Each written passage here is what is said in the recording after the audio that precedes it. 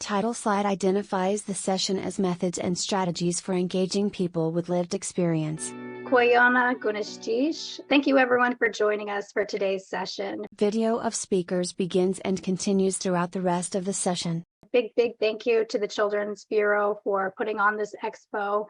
Today's session is methods and strategies for engaging people with lived experience. We also want to thank the Office of the Assistant Secretary for Planning and Evaluation for the methods brief. My name is Christina Love. My pronouns are she and her. My family's originally from Ikikik Village, and today I'm joining you from the beautiful Akantaku-Kwan of the Tlingit Nation, also known as Juneau, Alaska. Now I'm going to move into an acknowledgement of land and identity, and this is a progression from a traditional land acknowledgement, and this is incorporating healing-centered practices. So the biggest part of this land acknowledgement is that we want people to be aware of all the ways that we're harmed, but we mostly want people to focus on the ways that we have survived that harm. So with that, we acknowledge that the land that each of us live, learn, and thrive on are the traditional, ancestral, and unceded homelands of Indigenous and tribal nations. We acknowledge the genocide and systems of oppression that have disposed Indigenous people of their lands, and we honor and respect the diverse and beautiful people still connected to this land. We acknowledge the preservation of our languages, traditions, rituals, and cultural knowledge, and just as important, the reimagining of our lives through storytelling. We are more than the harm that has happened to us. We are brilliant, joyful, strong, hilarious, kind, giving, loving, caring, connected, honorable, respectful, gracious, authentic, and thoughtful relatives. And with that, we are so much more than all of those words. Thank you so much for joining us. Thank you to our panelists, and thank you to our audience. And with that, I turn that over to my friend, Dee. I'm going to introduce the presenters, starting with myself. I'm Dee Balliet. I use they, them pronouns, Associate Director, True Colors United. Andy Arias, he, him, which is one of our lived expert consultants. Kirsten Weigel, she, her, Senior Program Specialist, Office of Head Start. Laura Erickson, she, her, Social Science Analyst. ASPE, Office of Assistant Secretary for Planning and Evaluation. Lupe Finkward, she, her, National Youth and Transition Database Manager. Rebecca Jones Gaston, she, her, Child Welfare Director. Jim Gregory, he, him, Child and Family Program Specialist, Children's Bureau. Christina Love, she, her, Senior Specialist, Alaska Network on Domestic Violence and Sexual Assault. I want to transition us over into our first definition here. So defining lived experience and what that means. So lived experience, in short order, would be individuals with lived experience are directly impacted by a social issue, or often a combination of issues. Lived expertise is what informs or enhances systems, research, policy, and practice.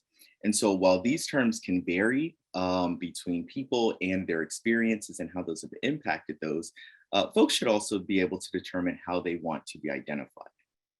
And so this is being identified as a consumer, a client, caregiver, survivor, youth or young adult, parent, or even ally of someone with lived experience. I want to pass it over to Laura to take us into research and methods. Thank you so much, Dee. I really appreciate it. And I'm so excited to be here with you all. As you can see on this slide, we kind of have a very high level overview of the approach that we took for the methods brief that we're here to discuss today.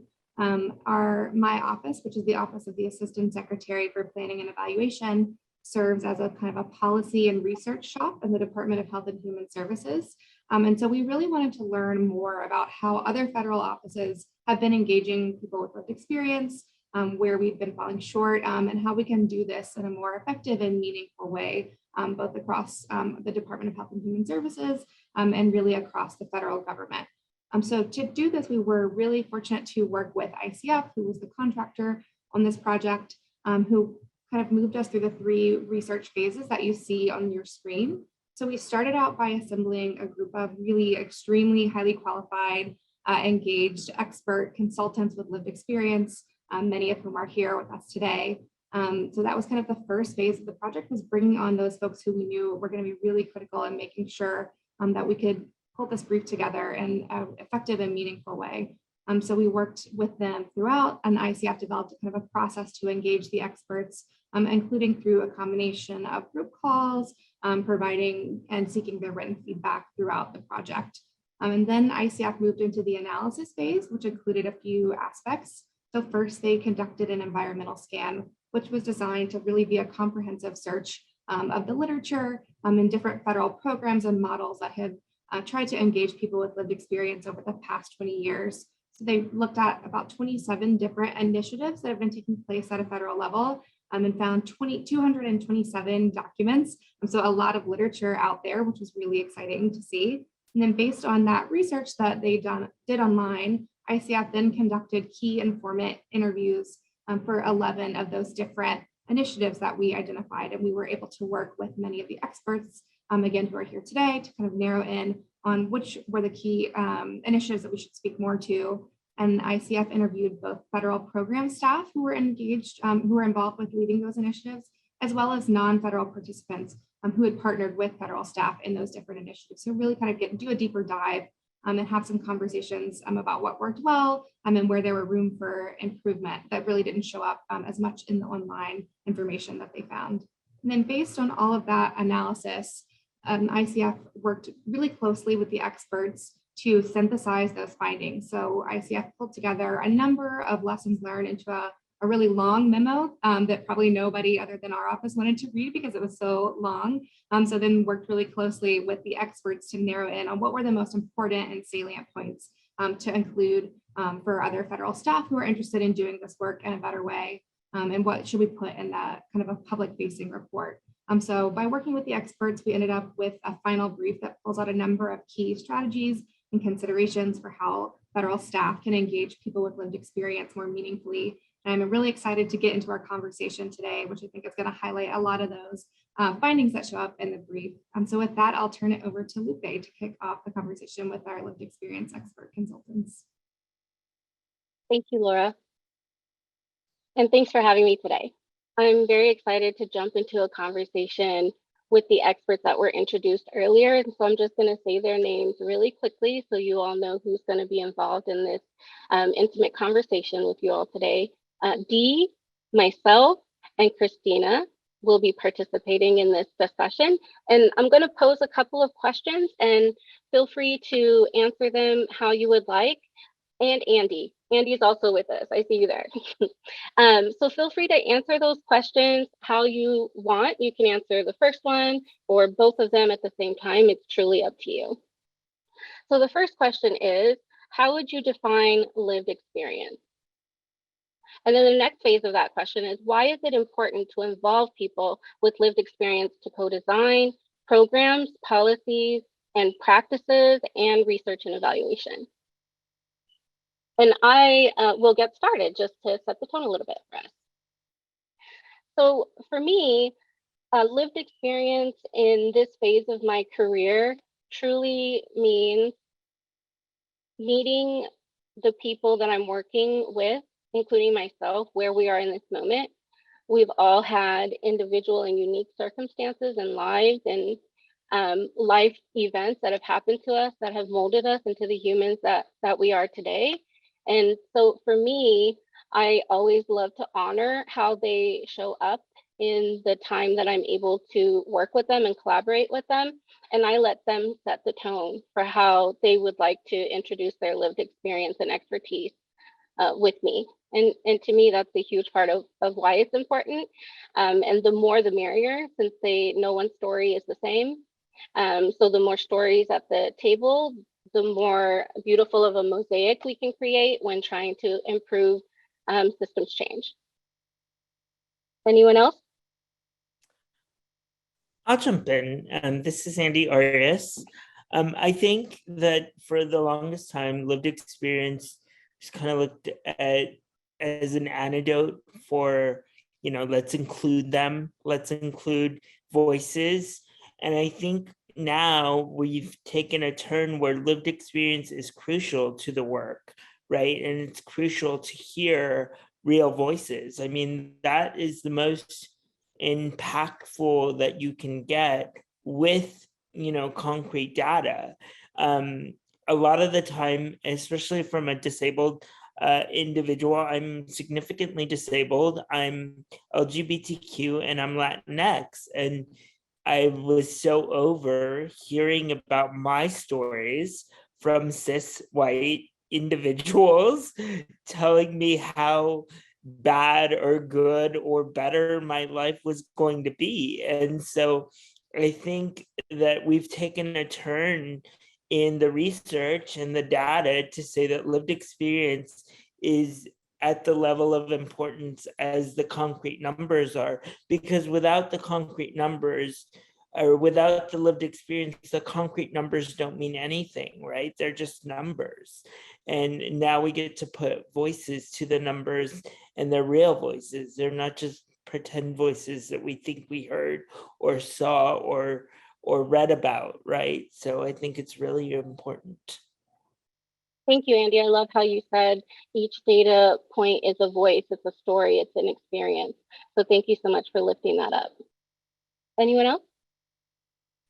Sure, I'll jump in. When I think about why is it so important to involve people's lived experience, so that is kind of twofold for me. Currently, in my position at True Colors United, we involve a lot of youth and young adults with lived experience into programs, into policy, and into practice, right, in their communities. And I think the importance there really lies in the fact that young people with lived experience, specifically in housing instability, homelessness, have gone through trauma that the average person just doesn't see or recognize. And so when we're creating solutions, whether that's in programming and so services, right, whether that's in policy, if they don't include people with lived experience, they're not taking into account some of those traumas that those young people have to navigate. They're not taking into account the equity that needs to be built in for Black, Indigenous, and other people of color. It's not taking into account the uncomfortability that a trans person might feel when having to access emergency shelter and being placed in a dorm full of folks who they don't identify with. And so when I started out in this work, I started out as a young person with lived experience and housing instability. And over the last 8 years, I've realized just kind of the impact that young people can have when they're given the tools, when they're given the space and the opportunity to really show up and not just offer themselves in a advisory capacity, right? Not just to say like, oh yes, there are actually young people receiving services and we're diverse, but to actually show up and say, I went through an experience of housing instability, and also here's what I learned. Here's the gaps that are still in the system. Here's why that was a good experience for me, or here's why that was a horrible experience for me. And here's not only why that needs to change, but here's how that can change. And so one of our goals at True Colors United is really pushing this philosophy and also this idea of youth collaboration. And so in practice, right, we've been across the country training organizations, nonprofits, continuum of cares as to what youth collaboration is, what that looks like, as well as having really uncomfortable conversations such as adultism, right? Oftentimes when adult identified bodies are in spaces, and those are the ones that are saying we're creating the policies, we're creating the rules, and they're not being informed by anyone who actually has to navigate any of that, that really creates a deficit there, right? And also it doesn't encourage young people to actually give meaningful feedback. It doesn't allow young folks to move into positions of leadership either. And so when you go into a shelter or when you go into a drop-in center, you don't see people who look like you. You don't see people who have had the same experiences as you. So, I mean, I could go on as well, but I think overall, right, just kind of like naming that we have to unlearn a lot of the isms, I think that impact every system, right, that we have to navigate. And also, we have to be willing to collaborate with those who have lived experience navigating many of the systems that were put in place by folks who were not impacted by those same systems.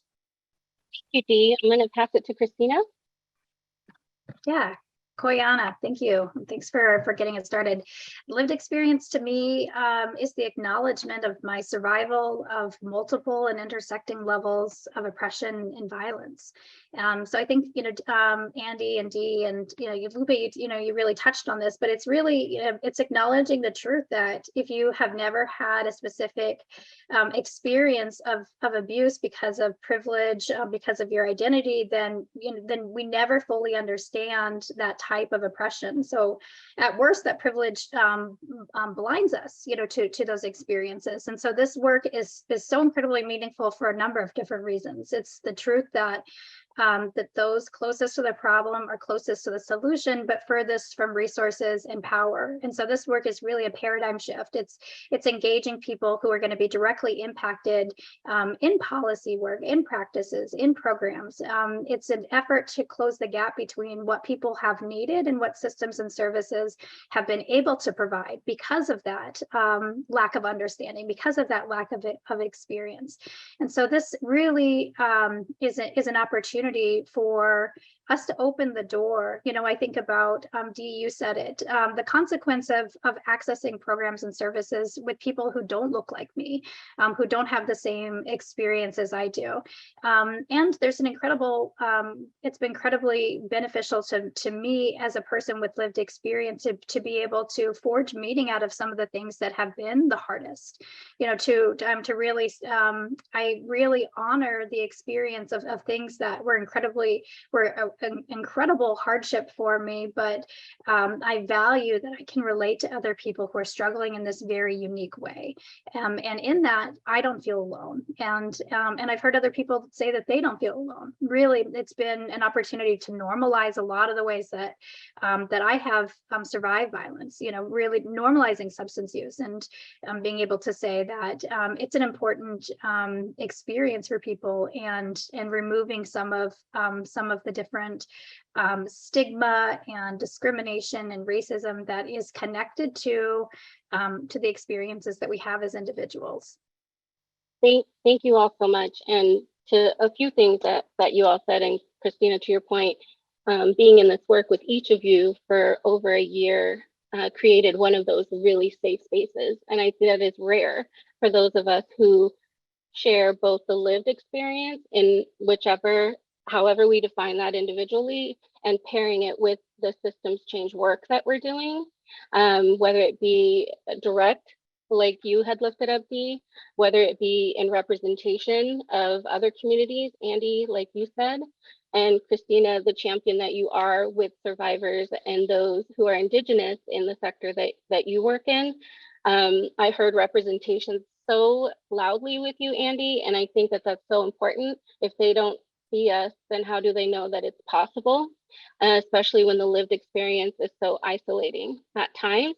If we were to mention those we've been able to engage, I've had 81 NIDed reviewers, National Youth in Transition Database reviewers, who have self-identified lived experience in child welfare, who have moved forward from this opportunity to do their own thing. And so I think creating those pathways, like you mentioned, Dee, so people can go and change the world, literally change our system, that these opportunities that we're able to provide for them and access to equitable opportunities that support them in their journey are crucial to building capacity within others, so that lived experience experts are always at the table. Is there anything else that anyone else would like to add after hearing each other share? I just want to comment real quick on Dee and Christina's statements. You guys really, we are all from unique perspectives, and it's so great to not only share our experiences, but I hope the larger audience knows that not only do we come from the lived experience, but we've dedicated our lives to this work, and not to, put us on a pedestal, but we are one of many individuals that are doing this work, right? And so look for those individuals that you see doing that work of trying to be a leader, pushing forward, and help them, assist them, because privilege is not only based on race, ethnicity, but it's based on a power dynamic. So if you see your privilege, utilize it in the best way and help those move forward, because a lot of the time we don't have that space, or we have to navigate this world where we don't get to move forward ourselves. We have to wait for someone of privilege to open that door for us. And until that changes, we need that assistance.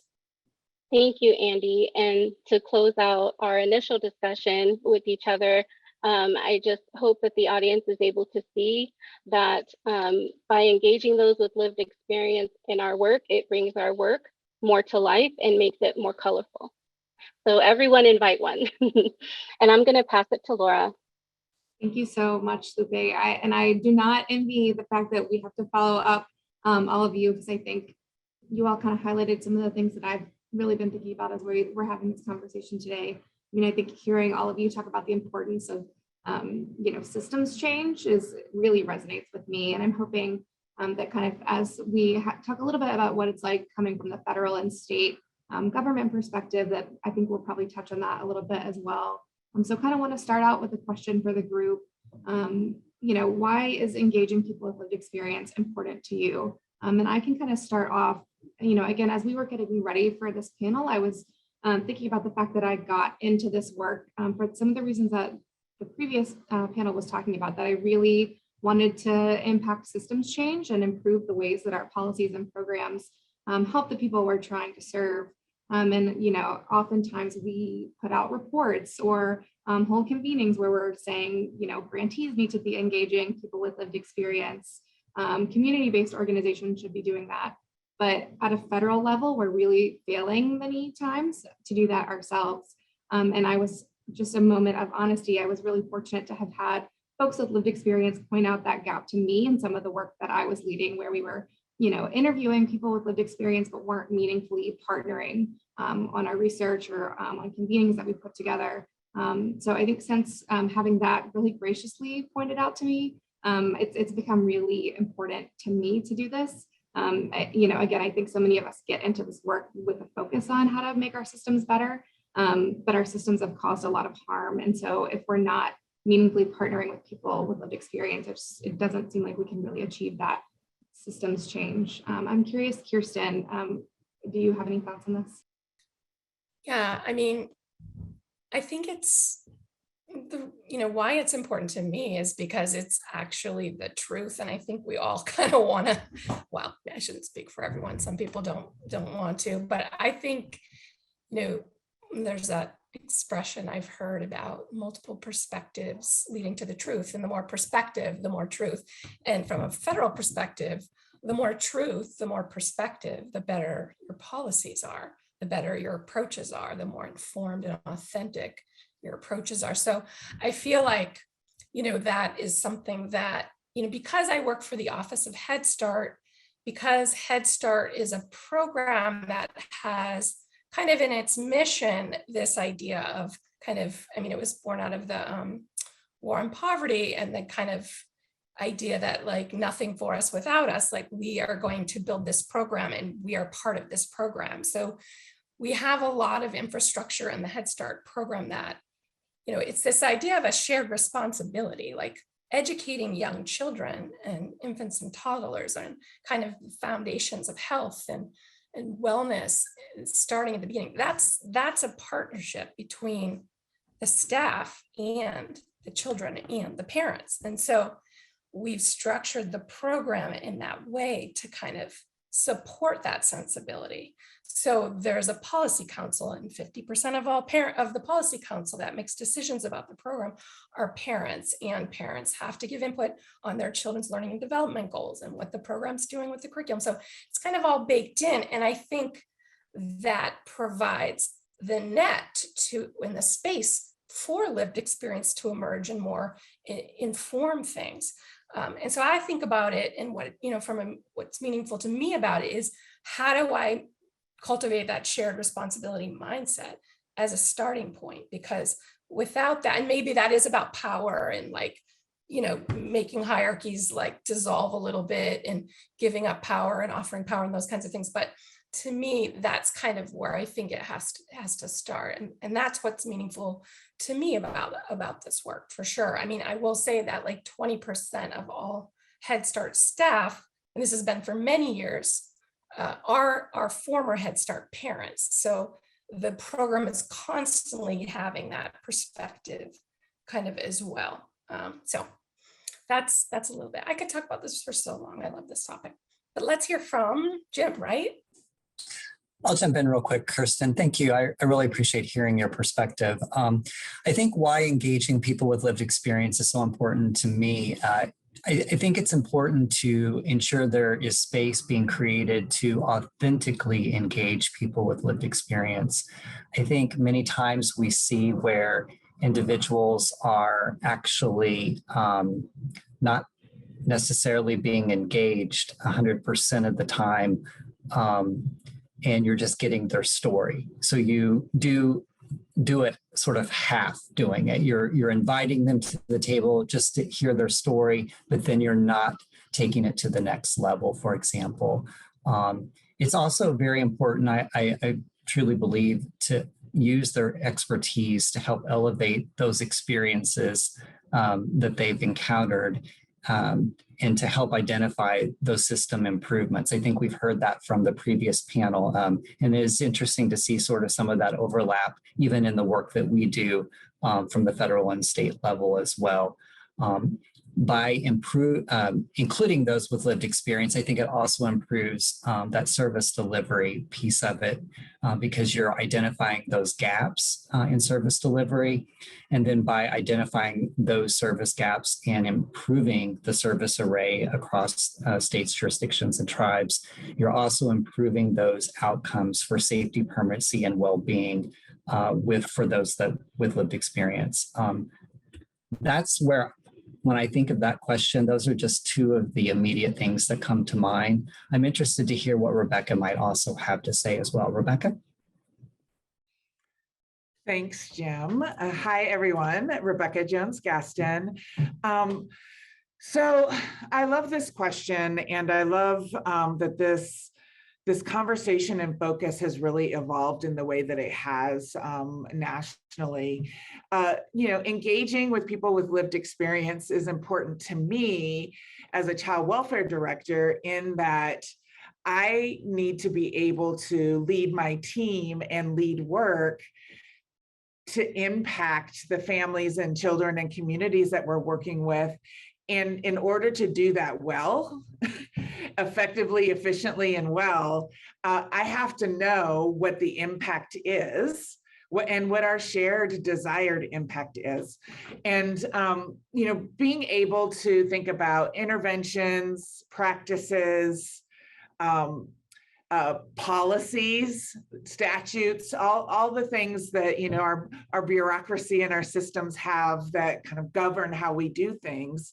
If we aren't actually authentically engaging, meaning having people at the table with us who have experienced the system, helping us create those pathways and those things, then we're in many ways just kind of maintaining status quo, which systems are really good at. And so if we're really committed to system change, we have to engage those who have experienced those policies, practices, statutes, to tell us what the actual real life impact was, and bring the perspective of all the intersections that people represent.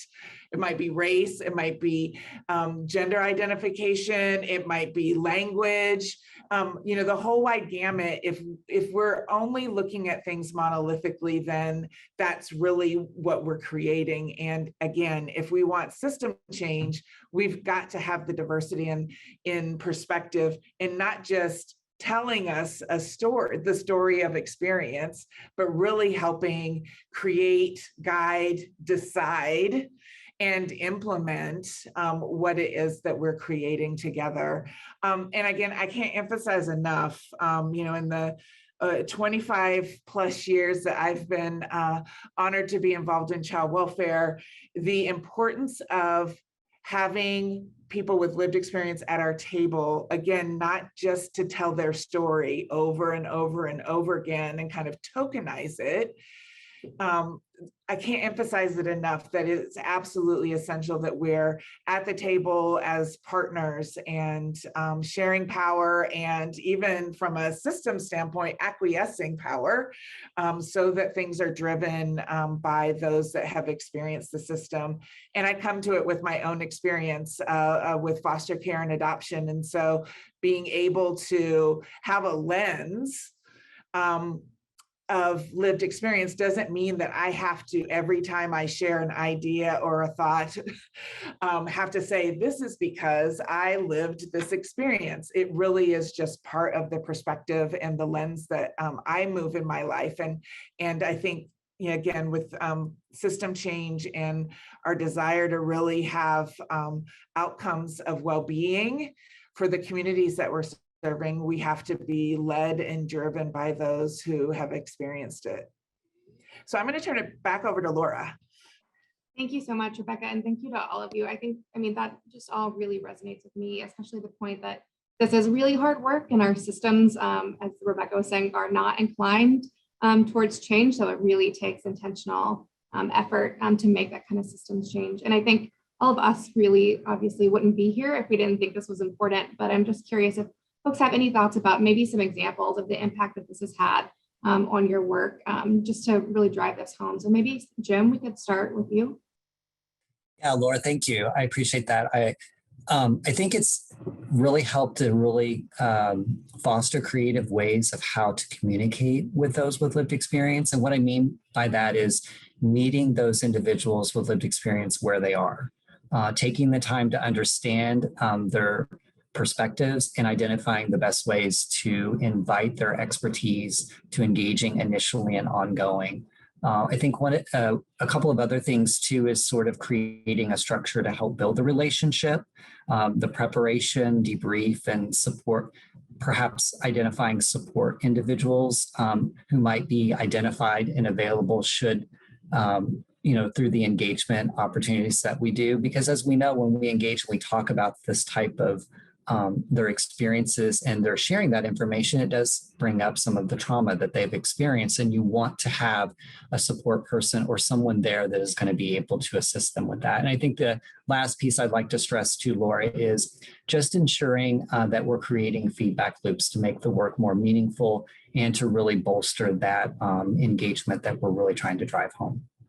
Those are really great points, Jim. I appreciate that. I'm curious, Kirsten, do you have any thoughts on this? We have a National Center on Parent, Family, and Community Engagement, and we do have we have a group of parents who we partner with to kind of look at what we're producing for the field around family engagement.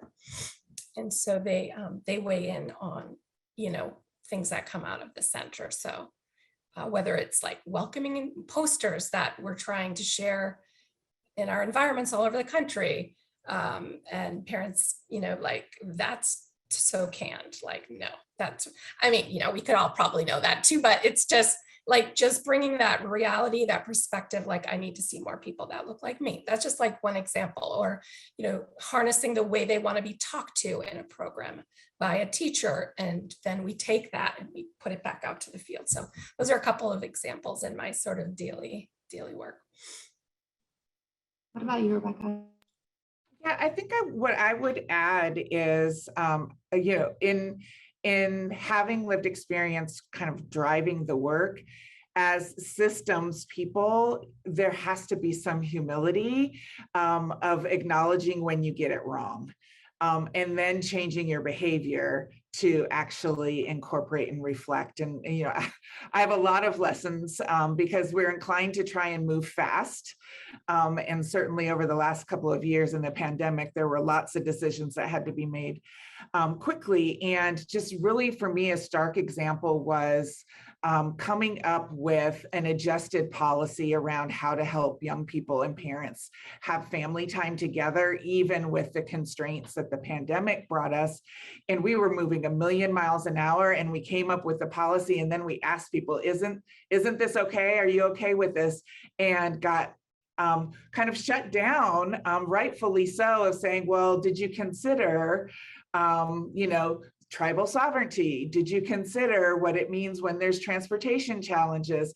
All these sort of things that only made the changes that we needed to do better, but it was a requirement for us, even myself with my own lived experience, of systems to slow down and make the intentional time to have folks engaged with you strategically, so that you're not having to go back and fix it. It's like, do it right the first time, which means you've got to take some time to really think thoughtfully and intentionally about making sure that you've got the diverse perspective at the table with you, creating whatever it is that you need to create.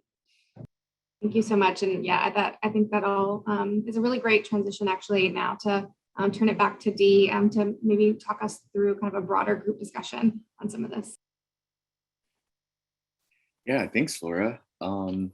So I want to take us into a discussion about what are the considerations for meaningfully engaging people with lived experience. And I know we've talked a little bit about what does lived experience mean, why it's important, and also kind of the impact.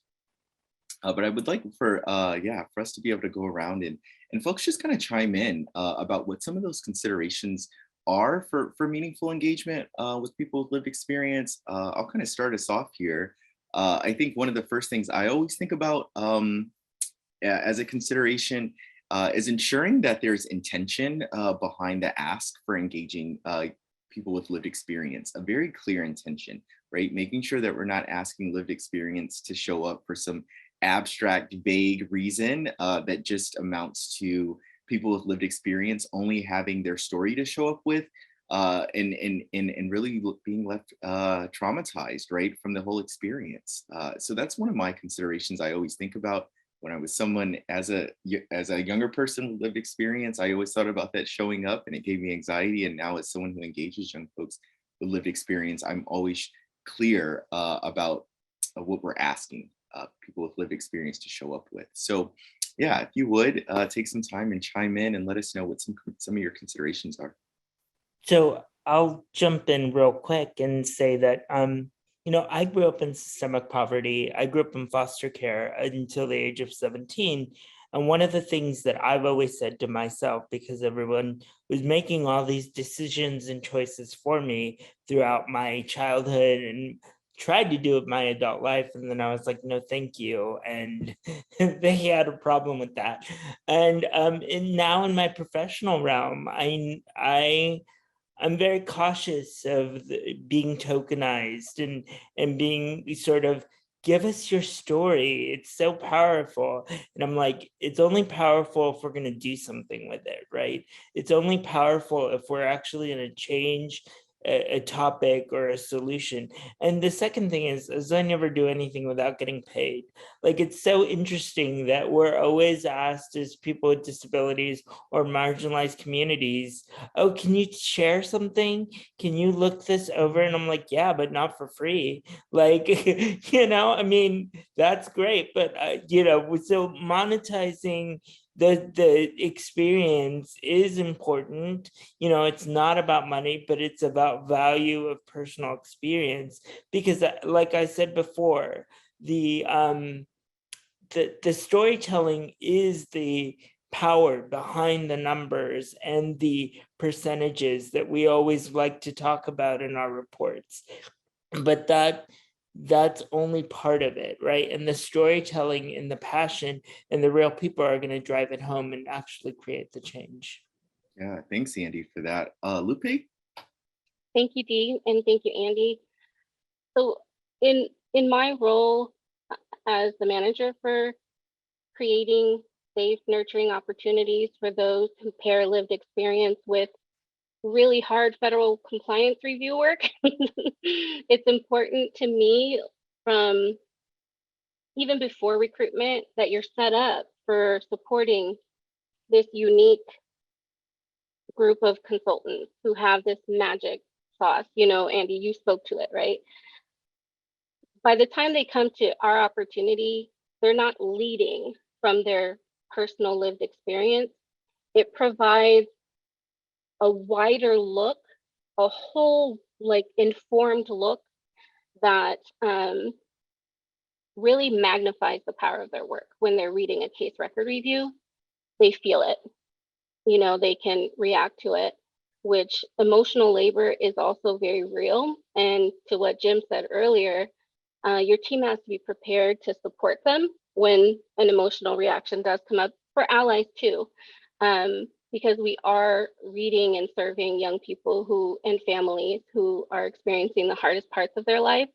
So creating those trusting, nurturing teams who are supporting, recruiting, and training our workforce who has lived experience is vital to making the work well. And in our management team, one of us has lived experience in child welfare. One of us has the MSW. One of us has family who's been adopted into their family. And they all define lived experience different, but it adds layers to the work of how we serve young people. I just want to say that ensuring safety whenever we do put young people in positions with federal clients or state providers who are not familiar with working with those with lived experience, equipping them with words and skills and knowing who they're, when they pass it up, when they move it to the side, when they can ask for support is super important too. Our team always works in a team, so everyone knows that you're not alone in doing this really important work. And then I think the last thing I would say is sometimes I have a consultant for a year. Sometimes I have consultants on my team for 5 years. Sometimes I have them for 6 months, depending on life. And I always want to make sure that I maximize that time, because that individual impact then makes bigger waves when they move forward in their career. And whether it's a day or 7 years, just ensuring that you're always pouring into them like they're pouring into you. And I'll stop there. Thanks for that, Lupe. I'll turn over to one of our other lived experience consultants, Christina, to chime in. Koyana, I really appreciate the question. I think that it's, I think the only thing that I feel like is missing from the conversation is that we're very clear on the ways that people with lived experience can potentially experience harm as a result of this type of work. I know that Lupe talked about the emotional burden that comes up from being in contact, but I love the analogy of thinking of systemic violence, systemic harm, systemic oppression, by this guy who owns an apartment complex and is overtly racist, ableist, sexist, and doesn't put handrails and doesn't make any type of accommodations, and then sells the apartment complex to somebody else. And they come in and they say, "I'm not racist, I'm not sexist, I'm not ableist," but they also don't make any of those changes, and they also aren't aware of any of the ways that their establishment might be causing that type of harm. So it's really important that we understand that that we inherit these organizations, that we inherit these policies. And if we're not actively working with people to show us all of the different ways that it causes harm, then we are participating in that, consciously, subconsciously.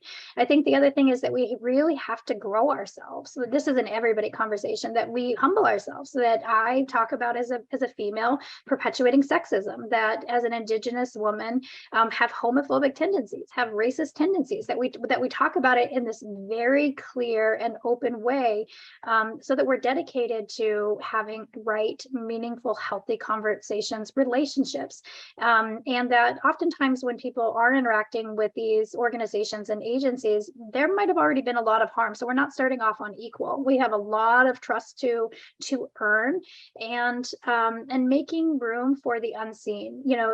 I think a lot of equity work is in the unseen.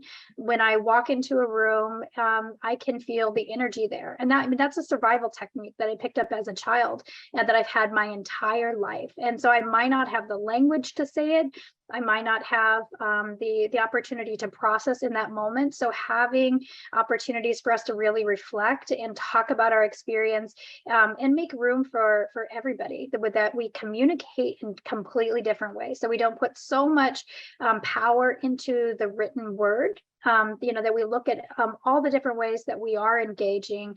And again, giving yourself permission to be human. So having a plan, not for if you make mistakes, but when you make mistakes, and having a process for repair, almost like a love language. People have different repair languages that are really important, that we acknowledge and that we understand, and really celebrating that. I think somebody said it, but the more perspectives we have, the more truth, really, that this, by bringing more people, more voices, more experience, this strengthens the work, this and us as individuals, so that we're always learning from the people who are directly in front of us. Thanks for this conversation. Thanks, Christina.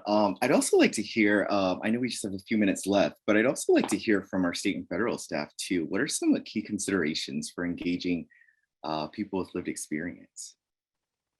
Well, we do, and I feel like from a federal perspective, like we do deal in language, like language of contracts, language of funding announcements, language of communications, language of training and technical assistance materials. So we deal in language. And so my challenge to us is to reflect on our hierarchical language that we use, because I think that we are not doing to people, we're doing with people. And if people can, and the federal systems can start to see the with in it would be quite a different sort of product. And I think again, that's that shared responsibility perspective that I talked about before. So I think that's one thing we can all sort of do, is reflect on how we think and write in that way. And then I will, one thing that we're doing in our office right now is we're doing focused discussions with each division, grants, contracts, like all the federal things, and thinking how can we engage families and family voices in our work in this little federal office. Because yeah, we can have advisory groups, and yes, we can, we've had parents input on our regulations and things like that, but what aren't we thinking about? Just even to have the time to go through a process to say, where can we think out of the box here? Because just because there's a million government rules doesn't mean we shouldn't stop thinking about it and see if there are some ways to do this. So those are just a couple of considerations, I think, from a federal perspective. Yeah, thanks for that, Kirsten. I'll pass it over to Rebecca. Consideration. Thanks, Dee. So considerations, everyone has captured some really great ones. We systems like jargon, and we come up with, we take words of jargon and then we make them acronyms to add to the level of jargon that we have. And sometimes systems have the same acronym that mean completely different things. And so in some ways you need some translation and making sure that everyone in the room, in the space, understand what we're talking about. So the folks with lived experience, but it's a practice you should be doing with your partners and everyone else that you're working with, so that we all know that we're coming at it with some shared definitions. I think the other space and place, I absolutely think the compensation, both monetarily, but also from the standpoint of acknowledging the level of expertise at the same level of a so-called professional that's sitting at the table, and really acknowledging that lived experience is equal to, if not greater than some of the degree initials we all have behind our names. And so I think there are ways to compensate people beyond monetarily. I think that's absolutely essential. But in acknowledging, by maybe it's co-chairing, maybe it's, being the facilitator, it's the setting the tone, the location, the time based on what people need to be able to fully participate. I think that the last thing that I would say also is, I think the spaces and places of creating opportunities for actual employment pathways, and with a wage that is a livable wage and not just the entry level positions that tend to be the ones that are slated for folks coming to the table with lived experience, and really pushing the systems in that way to acknowledge again the expertise that's at the table and be willing to learn and grow together, and have those feedback loops so that there can be some conversations with humility and transparency around the table, I think is critical. Thanks for that. Amazing. Thanks for contributing some of those key considerations. Jim, can I toss it over to you for a final key consideration here? Yeah, sure. And I probably can do it in maybe less than a minute. So Rebecca really truly hit on one of the big key pieces that I wanted to talk about, and that's definitely like that feedback loop. When you are engaging those individuals with lived experience, they always, sometimes folks don't go back and tell them or demonstrate to them what their feedback or how their involvement in engagement, how it was impactful to a policy, for example, or any system change that they made within a department, for example. I think that's so important. And I think oftentimes folks, I think someone mentioned it earlier, where we're looking for the end before we do all the work in between, and we rush to the end. And I think that's one of the things when I think of feedback loops, that's what we're really doing. We're rushing to get to the end. We've got the engagement, we got the information, and we're not going back and truly partnering with those individuals with lived experience and sharing with them and lifting up what you shared with us. This is what we did. This is X, what we did with making impactful change. So I think, Dee, that's the one big piece I wanted to lift up really quickly, and I hope I did it in less than a minute. Yeah, definitely. Thank you for that. I think that kind of closes us out here, but I'll just kind of, before we transition out, say thank you all. All these kind of considerations, I think, are incredibly important to remember and to put out there, right, for others who want to model what it looks like to engage with folks with lived experience. So I'm going to pass it over here to Laura to take us into our last piece of conversation here. Thanks so much, Dee. I really appreciate all that great input. I was trying to take notes subtly on my computer because I had some great takeaways that I hadn't thought about before from what you all were saying. So I think that was really fantastic to hear. Just wanted to kind of frame for the rest of the sessions that we'll all be moving into later, just a few kind of high level findings from the research brief that we were all able to work on together. So to kind of move into just some of the key roles and activities that we looked at in the research that we did. And so as we kind of touched on at the top, we looked across a variety of models that federal agencies have used to engage people with lived experience. And in the research that we did, we found that these models varied by a few different factors. So one of those is roles. So different engagement initiatives, and they work with people with lived experience to perform different functions. There are also specific activities. So people with lived experience might perform different actions as part of their role. So we'll talk a little bit about that in a moment. But we also looked at some emerging strategies. So those were kind of things that agencies took and tailored for their specific setting and context to ensure the greatest likelihood of a successful engagement. And then finally, there were some different facilitators. So there are different conditions that existed within agencies that contributed to success. And I think the conversation that we've been having today has highlighted some of these different pieces. But with regards to the different roles and activities, we looked at different models that engage people in a variety of methods, a variety of roles, being storytellers, advisors, grantees, partners, and staff.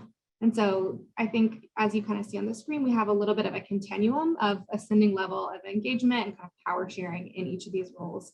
So storytellers typically in the engagements we looked at had the most limited involvement, making it, a really good way to get started for federal agencies who maybe haven't done this before. It can be really helpful to kind of try and engage folks to learn more about their experiences through things like listening sessions, public testimony, focus groups, interviews, those kinds of things. But we also did uncover that storytelling can also have a lot of really important cultural significance for different populations. So don't want to undercount storytelling's importance by any means. But we also did learn that a number of agencies have also moved beyond storytelling just on its own and really partnered that with other even deeper methods of engagement to really kind of move towards helping share a little bit of decision making. So for example, when we engaged people as advisors, we found that often federal agencies were bringing folks on through advisory groups or committees or boards for initiatives to do things like develop a national strategy or to provide input on congressional reports or to provide policy recommendations, those sorts of things. And then kind of moving up another level, federal agencies often use their funding to engage, to work with grantees, to encourage their grantees to engage people with lived experience, or to really even work with people with lived experience to design grants, for example, design funding announcements. And then moving even further up, folks also worked with people with lived experience as partners to really help do the actual work, like providing training or technical assistance, doing deep kind of consultation to help develop materials like guidance or model policies, or reports or research papers, for example. And often partners were external to federal agencies, and a little bit different in the research that we did from advisors who were typically folks who worked with agencies, whereas partners were often coming from organizations that kind of were comprised of people with lived experience to kind of represent folks with lived experience and to connect with community. And then finally, on our kind of continuum here, many federal staff, of course, have lived experience as well, and can bring really valuable expertise and perspectives to this work. So sometimes staff might be hired intentionally because they bring lived experience. Some people might have lived experience. It might not be why they were hired, but it can still be a really important facet of their job. And people may or may not be comfortable disclosing in the workplace. But regardless, people with lived experience who are federal staff work on all kinds of federal work, from providing training, doing grant monitoring, ongoing consultations, coordinating projects, or even mentoring or coaching other staff. So I think all these roles and activities are really important. And I think we'll probably hear a lot more details throughout some of the sessions today. But again, just want to emphasize that these really featured varying levels of power sharing and authority and responsibility with people with lived experience and the federal agencies that were engaging them. So it's, I think, as I think our conversation has highlighted today, really thinking about whatever way that we're engaging people with lived experience, making sure that we're sharing power and storytelling to the greatest degree possible. And I think sometimes, at least as a federal staff person, that's not always comfortable. Sometimes we feel like, oh, we're in this hard, like larger bureaucracy, and maybe I individually don't have that much power. But looking back and recognizing that individually we each do bring a lot of power to our roles. So really trying to share that as much as possible is one of my key takeaways from just our conversation today, as well as the research that we did. And so I'll turn it back to Dee to close us out. Yeah, thanks, Laura. So I just want to give a big, huge thanks to everyone, all the panelists. Once again, this is an amazing conversation that we had today. And so I know it takes sometimes just a lot of extra time to chime in to do a couple of these things, but I think also just kind of some of the capacities that we all bring to this space was really necessary to come together, to combine, to have this conversation. I also wish anytime there's an entity that's reaching out to people with lived experience, they could convene us all. I know that'd be an expensive ask, but I think it's also an important ask. So anyhow, as we close out here, just a couple takeaways that we had, being very intentional about when we're engaging people with lived experience, also ensuring that we're reaching out to others who have already done it or who are doing it and are engaging in a way that is incredibly equitable and also that really centers people with lived experience in finding some of the solutions that we're often looking for. So I'll close with that. Once again, huge thanks to the Children's Bureau and ASPE as well. And that's a wrap. The Child Welfare Virtual Expo logo is on screen briefly, followed by this message. This video was developed for the Child Welfare Virtual Expo by the Capacity Building Center for States and is sponsored by the Children's Bureau. Its content does not necessarily reflect the views and policies of the Children's Bureau.